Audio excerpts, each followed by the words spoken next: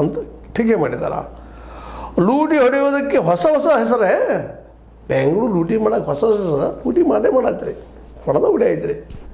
ಎಷ್ಟು ರೀ ಹೊಡಿದು ಲೂಟಿ, ಸಮಯ ಎಷ್ಟು ಖರ್ಚು ಬತ್ತು ನಿಮ್ಮದು ಅಂತ ಕೇಳ್ತಾ ಇದ್ದಾರೆ. ಆ ದಿಶೆಯಲ್ಲಿ ಅವರು ವಾಗ್ದಾಳಿ ನಡೆದದ. 2 ವರ್ಷಗಳಿಂದ ಬ್ರ್ಯಾಂಡ್ ಭಜನೆ ಮಾಡುತ್ತಿದ್ದೀರಲ್ಲ, 2 ವರ್ಷ ಬ್ರ್ಯಾಂಡ್ ಎಲ್ಲದು ಬ್ರ್ಯಾಂಡು ಬೆಂಗಳೂರದು, ಉತ್ತರ ಕೊಡ್ರಿ ಅಂತ ಕೇಳ್ತಾ ಇದ್ದಾರೆ. ಅವ್ರ ಘಟ್ಸ್ ಮೆಚ್ಚಬೇಕು. ಬ್ರ್ಯಾಂಡ್ ಅಂದರೆ ಬೆಂಗಳೂರನ್ನು ಮುಳುಗಿಸುವುದಾ? ಕೊನೆಯದಾಗಿ ಟನ್ ಅಂತ ಹೇಳಿಬಿಡ್ತಾರ.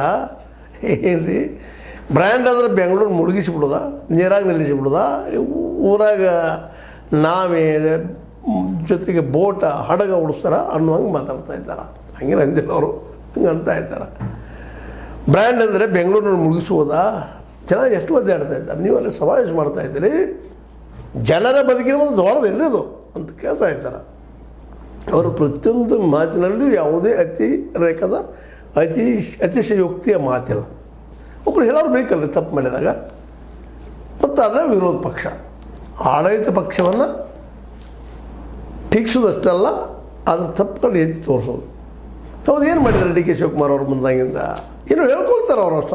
ಅವು ಯಾವಿಲ್ಲ, ಕೇವಲ ನಮ್ಮ ದುಡ್ಡು ಹೊಡಿದು ಮಾಡ್ತಾಯಿದ್ದಾರೆ, ದುಡ್ಡು ಹೊಡ್ಕೊಳ್ತಾ ಇದ್ದಾರೆ, ಲಾಭ ಹೊಡ್ಕೊಳ್ತಾ ಇದ್ದಾರೆ. ಬೆಂಗಳೂರು ಹೆಸರಿನ ಮೇಲೆ ಬ್ರ್ಯಾಂಡ್ ಬೆಂಗಳೂರು ಅಂತಾರ, ಗ್ರೇಟರ್ ಬೆಂಗಳೂರು ಅಂತಾರ. ಏನು ಹೆಸರು ಬದಲು ಏನು ಬದಲಾಗ್ತದನ ಅನ್ನೋ ಮಾತಿನಿಂದ ತಿಮಿತಾ ಇದ್ದಾರೆ ಆಡಳಿತಾರವ್ರ ಪಕ್ಷವನ್ನು ಟೀಕೆ ಮಾಡೋರು.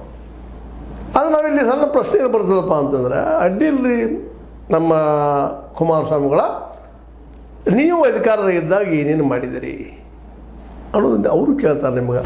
ಇವತ್ತು ನೀವು ಅವ್ರನ್ನ ಟೀಕೆ ಮಾಡ್ತೀರ, ಅವ್ರು ನಾಳೆ ನಿಮ್ಮ